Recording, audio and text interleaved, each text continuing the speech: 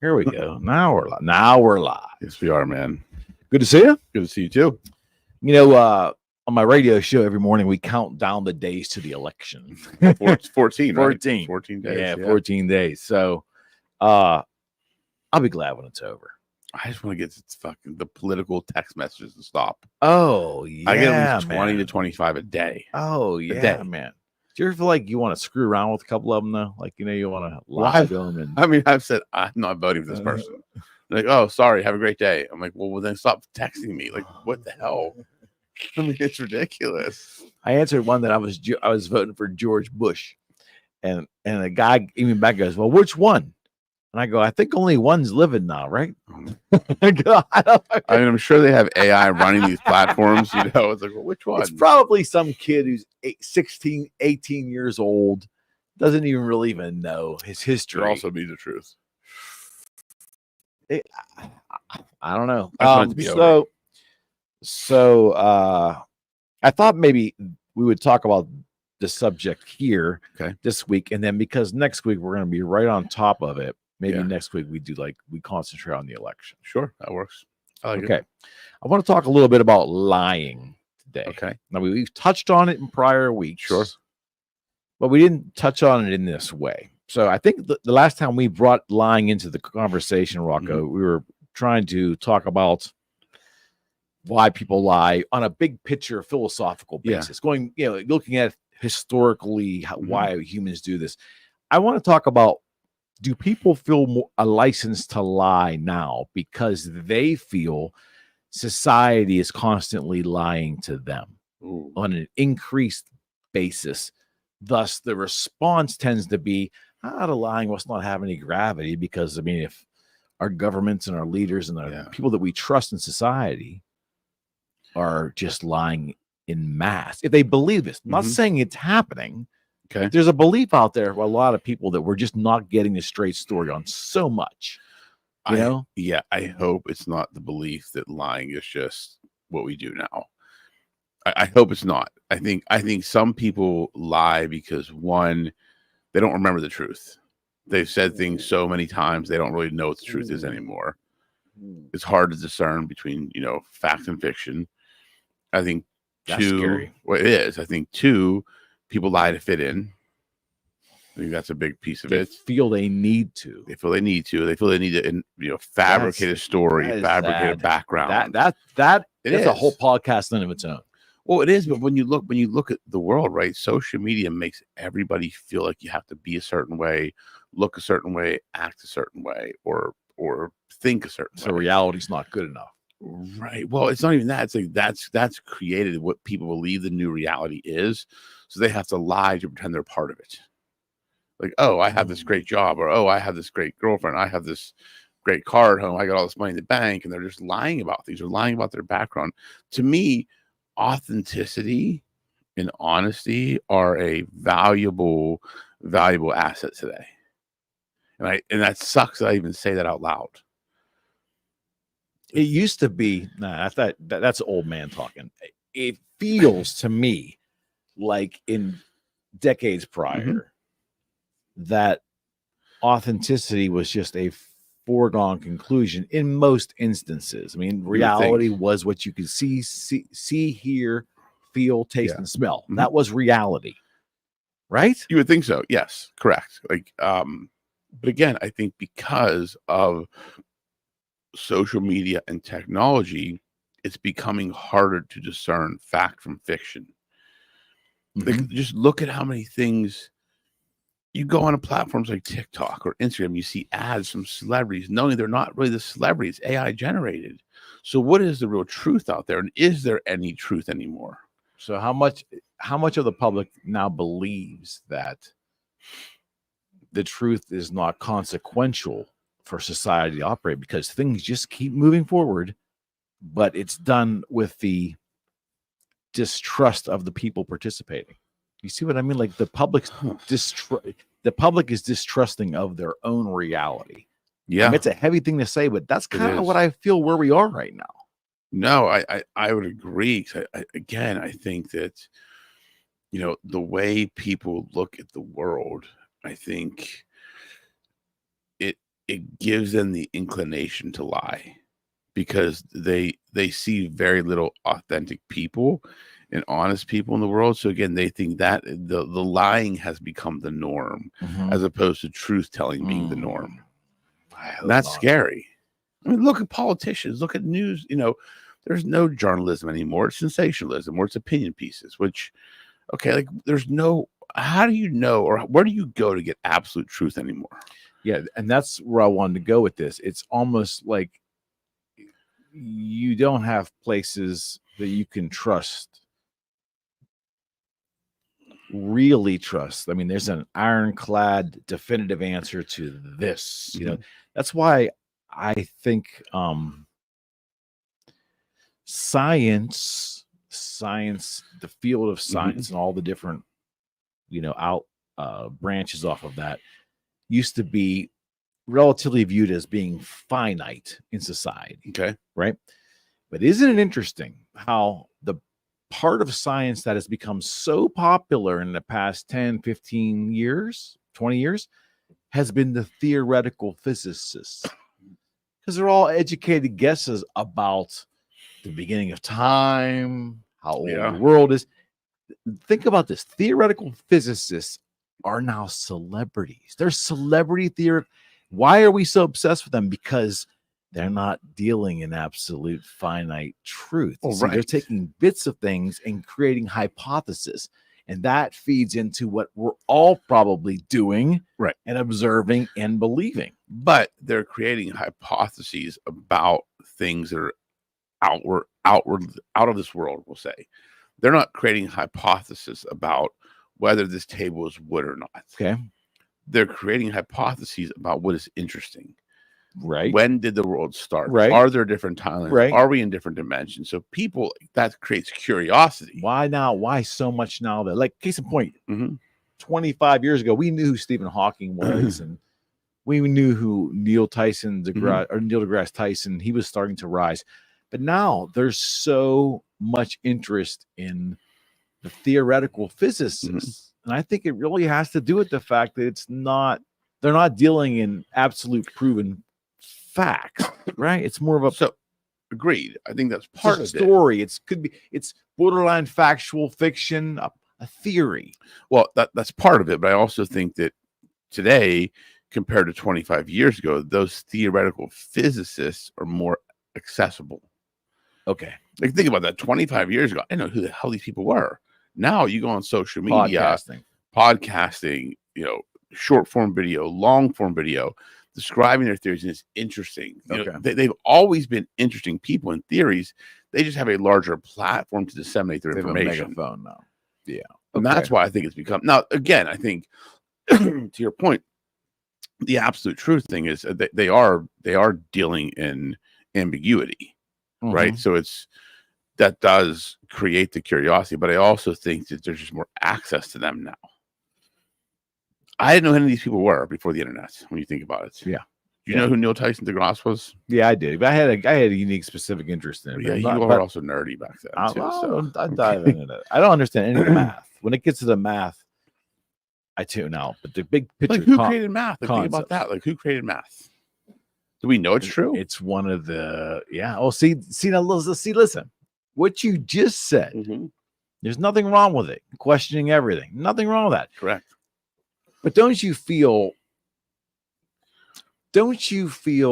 that, let's say, in the before times, the pre-95 times, there were benchmark iconic truths or beliefs that generally 95% of the population believed, and we hung on to those so we could maneuver through the day. Sure. Those are all being torn down now. And we're walking around with uncertainty.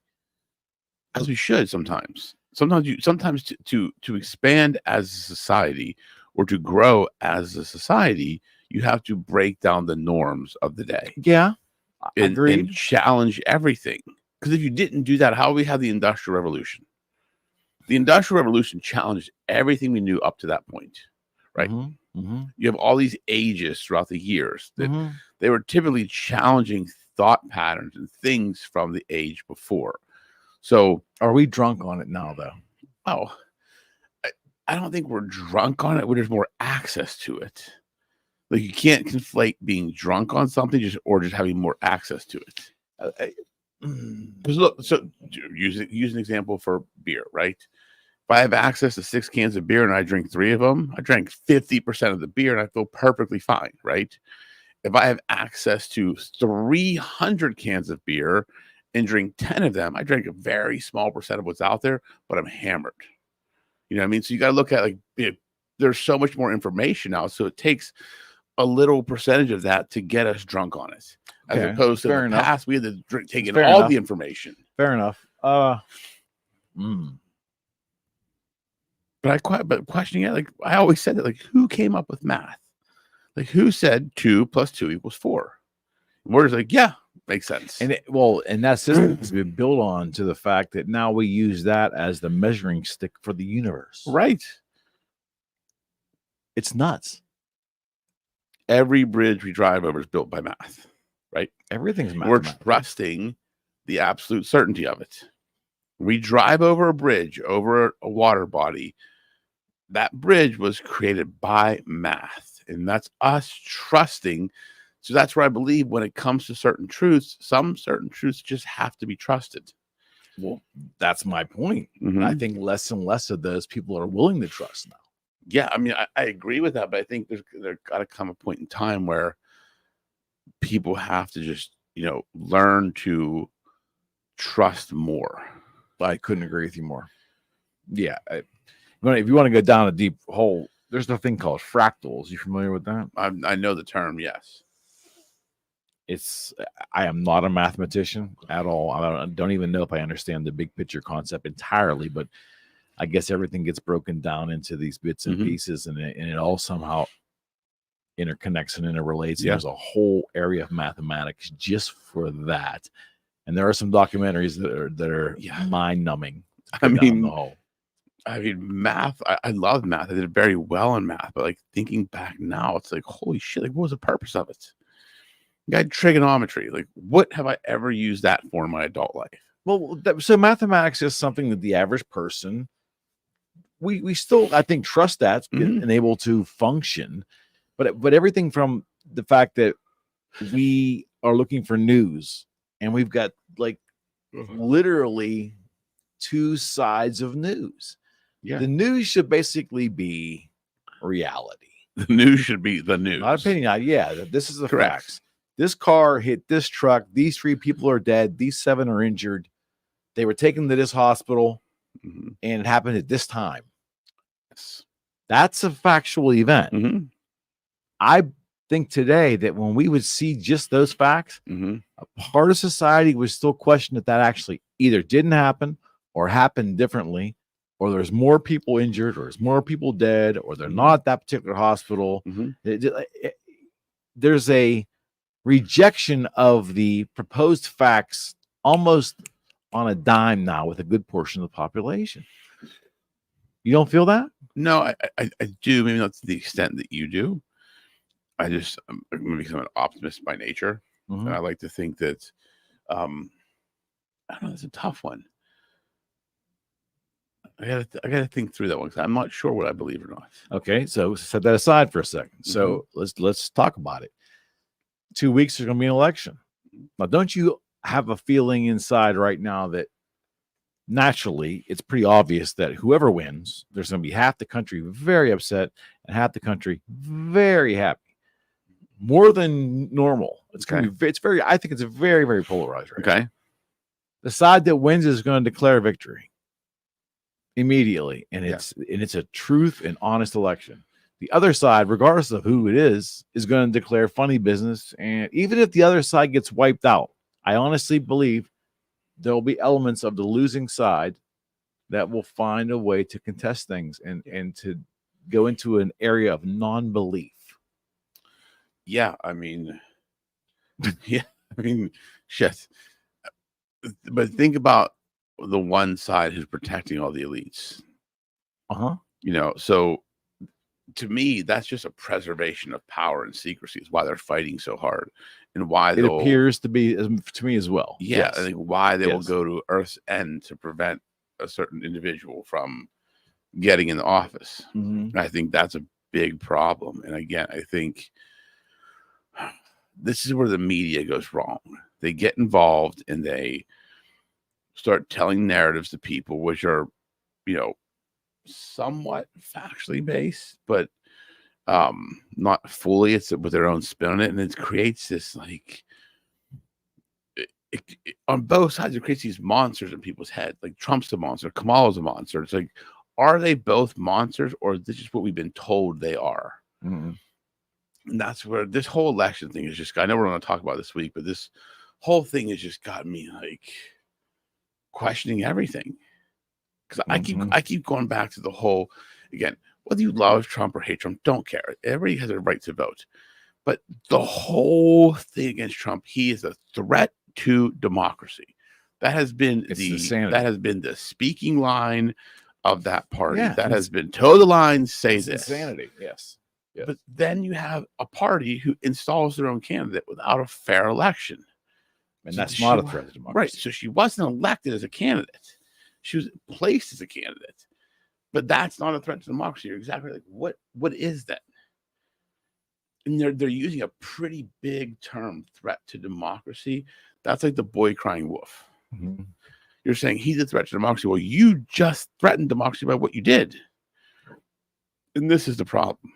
I don't know how I got on this topic, but this is the problem. I think you're spot on. And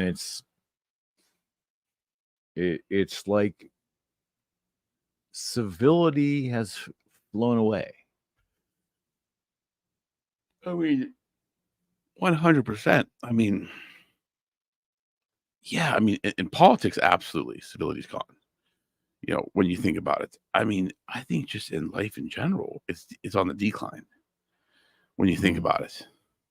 Is it because a good portion of society is walking around with heightened levels of uncertainty?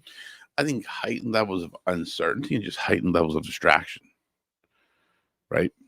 I think just uncertainty can be fostered by constant distraction, right? Yeah. To a degree. Fostered meaning in a good way or a bad way? A bad way. Proliferated, I should say. Yeah, I think so. Because if you have a $700,000 let me think of how to phrase this.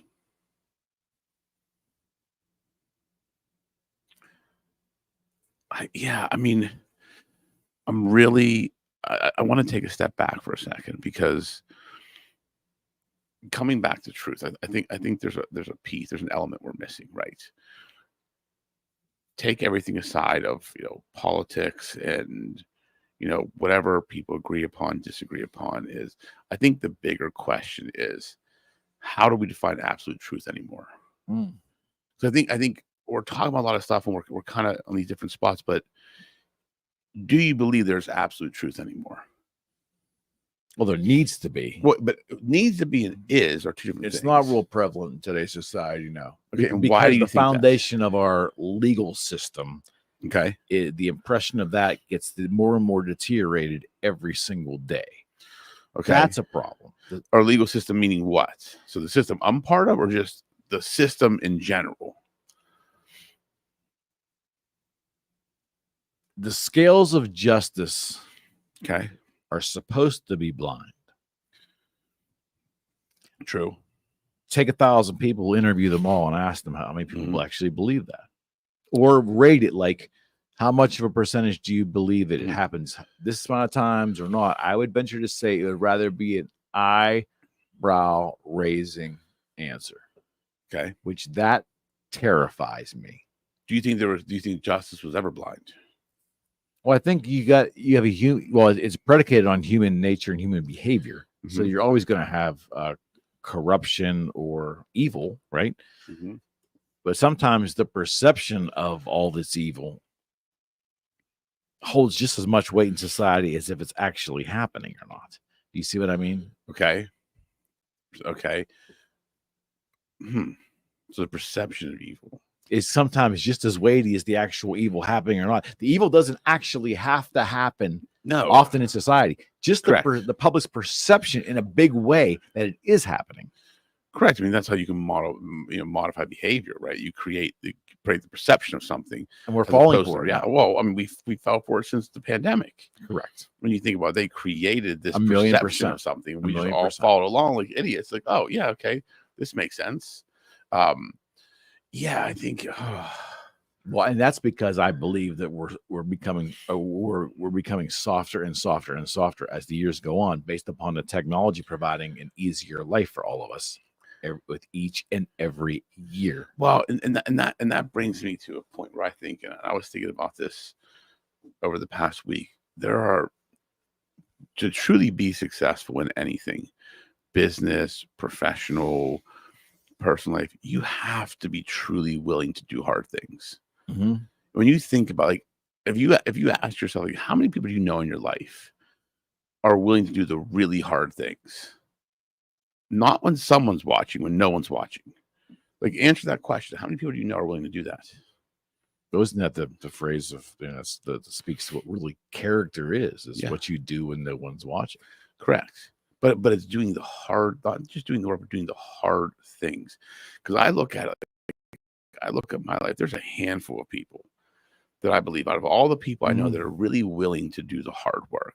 Because I believe everybody can do the work when someone's watching, right? If the spotlight's on you, you can bust your ass, run them out. You have gratification and validation, right? Validation, right there. Affirmation. It is when the lights are off, it's dark, it's cold, you're alone. Are you still doing the hard stuff? That's what truly separates people. And I think the people that are willing to do the hard things when no one's watching are the ones that have a different viewpoint on truth and falsity. I would think so, for certainty. I mean, for sure. Think really does. Because they're talked to principled. those people. They're principled. That's the and thing. Because if you think about that, like, if you look at being willing to do hard things, boils down to discipline, not motivation, not inspiration, discipline. Do I like doing all this shit every day? No fucking way. Right. Am I disciplined enough to do it? Absolutely, because there's an intention behind it. Absolutely. So when people are disciplined, they're also principled. Are my principles right or wrong? It's not for me to determine. Right. I just know what I believe. That doesn't mean you have to believe it. I know my principles, my values, my morals. They are mine. They're what I believe, and they are how I operate. They may be completely in opposition to yours. That's okay. That's America. But again, I think we've gotten to this point where there's so much information out there. There's so many low principled people that they can be swayed very easily or persuaded very easily, right? It's hard to persuade me. If I have a position on something, like my truth, it's very hard to persuade me off of that. 100%. Would you argue that we're all principled in our own way, but it's those people who have conviction for their principles? Okay. Define conviction for me, though. They live them. Okay. Yeah. I mean, that is for better or worse. So the question was what? Well, I think all of us have principles, and some are stronger than others. Some are undefined. Some are defined. But are you a principled person? Which means, do you embody those principles? Yeah. You know what I mean? Well, that's the difference. Having principles and being principled are two different things. Yes. Right. And I think you can have principles, right? But if you're not, to me, I'd rather be a principled person than have principles. Correct. Because if I have them, I have them when I need them, and I don't have to follow them all the time. If I'm a principled person, same thing being a disciplined person, right? Yeah. I can have discipline or be a disciplined person. Having discipline also means in moments of time, I won't have discipline. But if I'm a disciplined person, I'm always going to be disciplined when called for. And that's how I look at it. So, and I think people conflate the two. To me, I'd rather hire people that are disciplined people 100% than people that have discipline. 100%. Because it's either you have it or you are it. I want the people that are 100%. And I think people miss that. That's an important distinction that people miss. And it's small choices of words. No question. But if you talk to someone and say, yeah, I have discipline, like, great. You have discipline. Are you disciplined? Are you disciplined? That's the thing. I had a conversation about the concept of personal philosophy with a guy. Okay. That, at the radio station a while back. And he said, well, explain that to me. And I told him, and my my concept of personal philosophy, and that I work on it and I nurture it, and it does change over time. There's an ebb and flow to it, but not on the weighty stuff generally. It's usually the stuff on the lesser important stuff. You come and you go and you feel and you massage it, but you're thinking about it. Yeah. And you're guiding your life because I have a conviction to my personal philosophy. Yeah. When you say that to some people, that terrifies them. Yeah. Because, I have opinions. You have opinions, which you can call those your belief, but you're not, if you just have opinions and you feel a certain way about things, it's fine. It's your business. Yeah. But do you actually have a personal philosophy? Have you taken those opinions and beliefs and have you melded them and concentrated on them and created a personal philosophy? That's what I'm talking about when I say the study of one's personal philosophy. Everybody's got opinions. Yeah. That's great. But how do those opinions coalesce to create the person that you are and the person that operates every day? Yeah. Well, I mean, I think opinions can inform your philosophy. Your philosophy informs who you are. Correct. And that's where I think people Very have opinions. Succinct. Yes. Great. Okay. But what do those opinions do? Do they help? Do they inform your philosophy? What is your life's philosophy, your personal philosophy? Because your personal philosophy is who you are, right? I look at myself, I have my beliefs, I have my personal philosophy, and I operate in accordance with that. So it makes decision-making for me very easy. Here's my philosophy. Here's what I believe I'm supposed to do. Here's where I'm going. Here's my convictions. Do these things I'm being asked to do align with that? Yeah. If yes, cool, I can do them. If no, I can say no very easily. Yeah. So it's almost a decision-making tool for me as well. It's hard to get to because there's a lot of thinking. You have some self-reflection to figure out what your personal philosophy is. And it may change over time and morph and transform, but opinions are not the same. No, as a matter of fact, what by concentrating and thinking and writing about my own inner personal philosophy for so long, I'm now in this stage of my life where, and it might not be good, but I'm at this stage in my life where I don't give my initial gut reaction to things and my initial opinions of things. Yeah. I don't give it any weight. It's got to stick and stay with me. It's got to obsess my brain for a while before I start to give it weight. Yeah. I can recognize if I have a fluttering emotion, if I have a whim, I can separate my whims from things of consequence. And I'm not entirely sure that's a skill that the broad-based public has. We are, to me, more and more whim-based as we maneuver through society. I don't know how we got there. I really don't know how we got there, but I'm seeing it. I'm seeing whims turned into laws, whims turned into ideas that people want to force on others. Yeah. It's a really odd time we're living in right now. Well, I think people got very reactionary in nature. So whim is a reaction, right? It's you're reacting to a stimuli or a situation. I think in the past, right, when there wasn't as much information coming at us, we had more time to think through things, think through decisions, analyze them.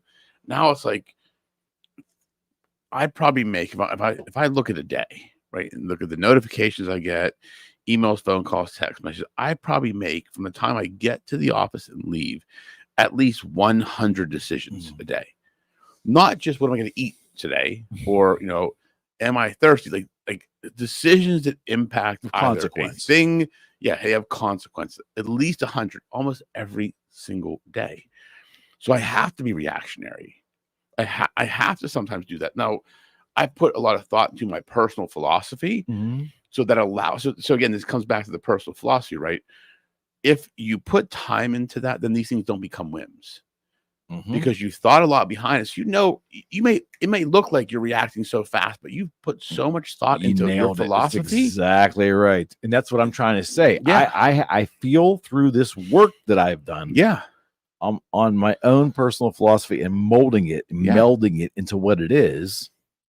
It's like I really can differentiate between a passing whim and something that rocks me, something that really is starting to stick, like, it's an idea, an opinion, whatever.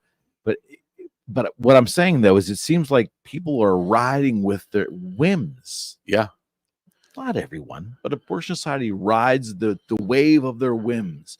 And you see it with like I think that plays a little bit into, you know, some of the antidepressants and all the mental duress that we're walking around with right now, because we're giving unnecessary weight to what might be a passing whim, and we're not disseminating between the value of that belief at that moment, or having the patience to say, I'm feeling that now. Am I going to feel that tomorrow, the next? And if I still am, I want to give it a little more weight. No. We're just latching on to it. As fleeting as it, as you and I would look at that going, that's fleeting. Yeah. Some folks will grab that and run with it. I don't know if that's an illness. I don't know if that's just bad practice. I don't know what that is. Think about that. The people that you see do that, are they disciplined or principled people? Probably not. I'm guessing probably not. No. I know most people I know that act on whims. You're just like, what are you doing? They're lacking discipline and they're lacking a personal philosophy. Do you feel there's a portion of politics that does that? Absolutely. Like acts on a whim? Yeah, absolutely. They go where the wind blows most of the time. What's the popular issue of the day? What's going to get the voters? Like, just think about that. Like, if you look at politicians, when was the last time outside of Trump and a few others that really had policies they stuck to? Like, you knew from day one what they stood for, and you knew on the election day what they stood for. Most definitely. Well, there's the sadder part of that whole equation is a lot of the politicians can't even articulate the policies they're asked about, their positions on circumstances they're asked about, their stated positions. They can't articulate why, which is horrifying. I'm laughing because I had a discussion a few years ago with a state politician, asking this person, you know, okay, what is your platform? And their platform was like this, and I said, okay, what does that mean? This, and this. I said, okay, I understand those are your three parts of your platform, but take part one. Part one is, you know, help small business. What are you going to do that? I believe in small business. Like that was, I'm like, okay, well, and then it was a circular discussion. I was just like, I gave up. But that's what politicians bank on. That surface level. If they just keep it surface level. But I was digging and asking because I wanted to know, like, what do you mean? To do that? And I'm like, and this person's been elected more than once and is in state politics. And I'm thinking to myself, how is this person actually qualified to be there? Other than they shook a lot of hands, went to a bunch of pancake breakfasts. It's the call of personality we talked about before. It's like that we give so much weight to that in society. It's like it's almost like Hollywood and our entertainment and our music and all that entertainment section of our society has grabbed the political arena and shook it, and it's carrying it now. Well, yeah, it's carrying it. Yeah, I mean, it's true until the Diddy thing blows up all of Hollywood. Maybe, but I mean, like when I think of it as I was a kid, so there was Richard Nixon versus Gerald Ford. You know, there was Jimmy Carter versus Ronald Reagan. There wasn't there was certainly cult of personality, but it wasn't marketed and sold to the American people like it is late 80s and up. Yeah. On an increasing basis. You see what I mean? Yeah. I mean, yeah, you're 100% right. I mean, and everybody's going to have their look. I don't begrudge anybody. Women voted for Kennedy in the 60s, early 60s, because he was a good looking guy. Yeah. You're always going to have an element of the voting public that has their particular reasons why they like a certain person. That's your right. Yeah. But when those superficial reasons start to be the majority, that's the problem. It's horribly you're 100% right. That is the ineffective way to run a country. But think about just look at the two candidates we have right now. Okay. And I'm going to take Trump aside because I believe Trump at least has some substance. Like I've listened to Harris on interviews. There's no substance there. No. Maybe there is. She's not articulating it or not allowed to articulate it. But everybody's like, that's okay. Like no one's really complaining about it. Because we're talking about dreams and aspirations in every fucking speech. It's okay. What does that mean? Like what because if you win, like I want to know, I'll support whatever president gets in office. An opportunity economy. Yeah. What does that mean? How will that benefit me? I'm a business owner. I employ 10 people. Everybody that's living in the Midwest or the big cities has the same opportunity. Okay, well, how are you going to do that? Right. And what does that mean? Same opportunity for what?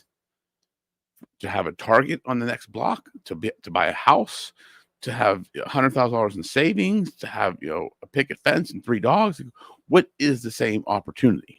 Well, without getting into the weeds, we'll do that next week. But I think that she really masks what I think her core belief is. There's an element. I believe. Mm-hmm. I only believe this. I'm not saying anyone else believes it. I believe there's an element of her personal philosophy, which we will never be expressly told of, but she believes in equality of outcome. I really believe that she believes in the equality of outcome. She hides it. She tries to hide it, but everything is derived and pushed toward a utopia that she spouts off. That you can't have equality of outcome. How do you do that? It's the most despicable affront to a free society, a free democratic society that you could possibly have. Well, it's like, if we're going to have equality of outcome, then we just all do the bare minimum with the same outcome. Why would I work the way I do if the outcome is going to be the same as someone who works 10% as much as I do? Well, there is a portion of our population that believes that they believe that there should be an equality of outcome, not opportunity. Opportunity, yes. Outcome, no. Right. Outcome, right. Opportunity, we necessarily can't control, right? As individuals.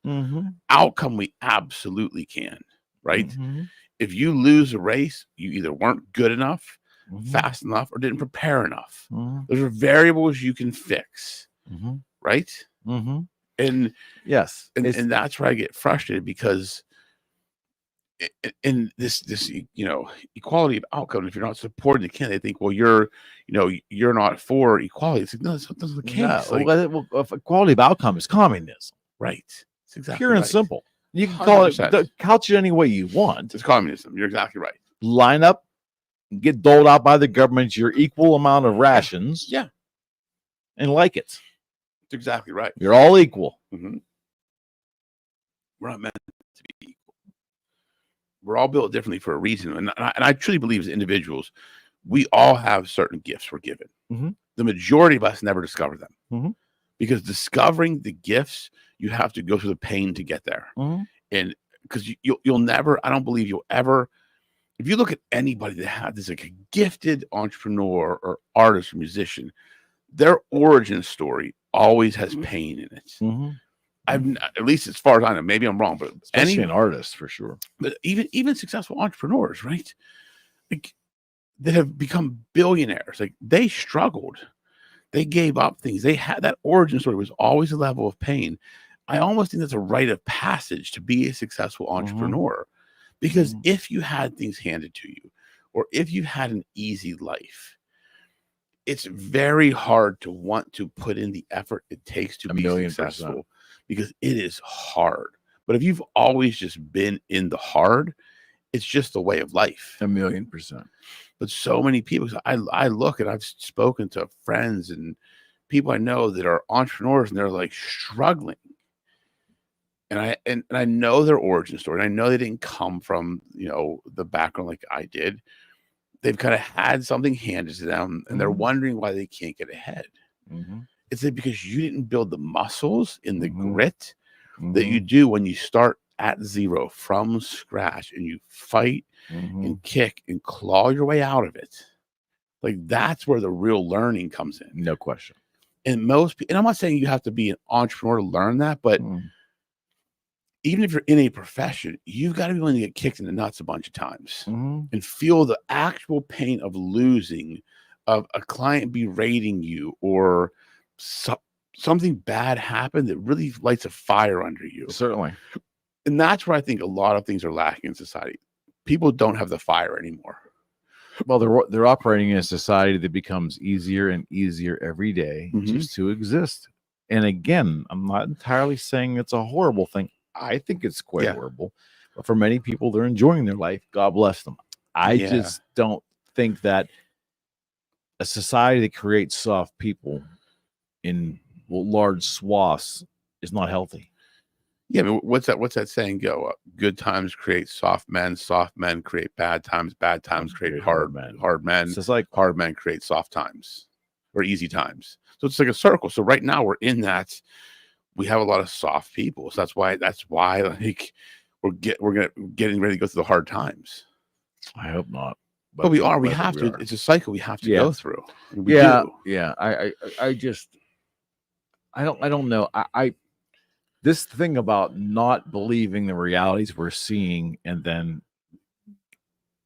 maybe us having a license to embellish our own life and embellish how we maneuver, because you know what, everybody else is lying about stuff, or companies are lying, our government's lying. I don't believe what they're saying is true. I would challenge you right now. Think about who we lied to the most. Probably ourselves. Yeah. Like I'm coming back to talking about entrepreneurship, right? And I've spoken to people that are frustrated with where they are. I just can't, I can't figure this out. Okay. But I know they're lying to themselves. They're like, oh, I'm putting in all the effort. They're not. Like, I know what you're doing. You're not doing it. Like, I've had these discussions. That's the hardest thing for people, because we lie to ourselves more than anybody. I've done it. You've done it. Like we say, we're working our asses off. Are we really? There have been days where I've told myself, I'm like, I've worked my ass off today. Well, I know I fucked around for 2 hours and maybe only put in a good 8 hours. To me, an 8-hour day is average. That's what's expected. So I always say, if you want to stand out, you put in 10, 12. I'm not saying do your whole life, but 8 hours is just the expectation. Like, no one should get a cookie for working for 8 hours. Well, that's the delusion of entrepreneurship, is that, well, I don't work for anybody else. I don't have to do 8 hours. Yeah. That's I know, dude. That is a delusion. I have never, and I will say this candidly and without varnish, this year has exhausted me more than any year of my entire life. I'm 47 years old. This year whooped my ass, but it had to happen. You have to go through it. But like, I don't think people understand. I'm 5 years into running this firm, and on the outside, it looks very successful. We're growing, we're profitable, but I have never been as tired as I am every single day of this year than I am. Like, it is, I can't remember the last time I woke up and I'm just like, I'm not tired. I'm not worried about 17 things. Hey, buddy, with every there's year not that goes 46 on, problems it I doesn't gotta get deal any with. easier. I'm just letting you know. No, I know it's true, but it's like, just letting you know. But no, but it's true, because I think about that, like, because you eventually think it's going to get easier, right? It just gets harder. You just solve the problems faster. Yes, like that's really what it looks like. The complexity grows. Complexity grows, but your problem solving ability happens. So I solve problems fast. You get bigger, better skills. Yeah, but this year, like, it is. And I don't think people understand unless you're really in it. Because there's not a day where, like I said, I don't lay on the pillow at night and say, oh, I'm good. My brain is racing, of course, until my eyes fall asleep. And the moment I get up in the morning, it's like, fuck, what do I gotta do today? It's like off to the races. I don't relax. And whether that's good or bad, that's just how I'm wired. This year has tested me part of the beyond growth belief. mindset. It is. But there are times where I'm sitting there, I'm like, because just when you think everything's kind of smooth for a day or two, it's like, boom, something else happens. Boom, something else happens. But I wouldn't have it any other way. Truly, I would not. I love what I do, and I love the fact of that. But I want people to understand, like, it is, anybody can do it. Anybody can be successful. But you got to be willing to really just get kicked in the face a bunch of times, over and over again, keep getting back up, and pray the next kick misses. Yeah, the ability to work through disappointment, is a big thing. It is. And it I'm not saying it's the number one qualifier or disqualifier on whether someone should be an entrepreneur, but it's a big component. Yeah. What is your personal ability? What is your skill set for being able to work through disappointment in its entirety? Well, I think work through and learn from. Oh, yeah. Like, you have to learn from it. Like, that's because if you work, you can work through it, but if you're not learning from it, you keep doing the same things over and over again. Good point. but when you say work through disability, work through I'm losing my mind here. What did I say? Work through disappointment. Yeah.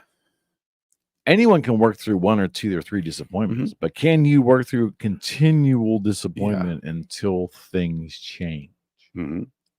That's the thing. Yeah. And you got to be willing to change. Like that's the other thing that I think people, when it comes back to bringing it back to lying, right? People lie to themselves saying, well, I'm just going to keep doing it this way. It'll eventually work. It's like, if you've tried 5 times and it hasn't worked, you might want to tell yourself a different story. It might be time to actually change your philosophy. Well, it's tough. It's tough to admit defeat. It's tough to admit that your plans have gone awry. It's just tough to be honest with oneself. I mean, the easiest thing in the world to do is to go to your office as an entrepreneur, have a little bit of success, put in like a 3-hour day, but convince yourself that, oh, I'm working so hard. Look what I've done. Yeah. And you start to, those 2-3 hour days start to be the quote unquote norm. Yeah. Yeah. I mean, you're right. You know, you forget what an actual 8-hour day was. The further you get away from it. I mean, I might be talking from experience. No, dude, I can't.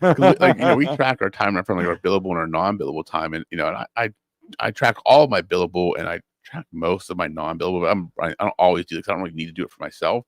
But there are days where I'm like, I only tracked 8 hours. I get pissed at myself. I'm like, dude, what did you do? What did you do? Like I get so mad. I'm like, you lazy piece of shit. Like you just effed around. Because I get up at 4 o'clock in the morning.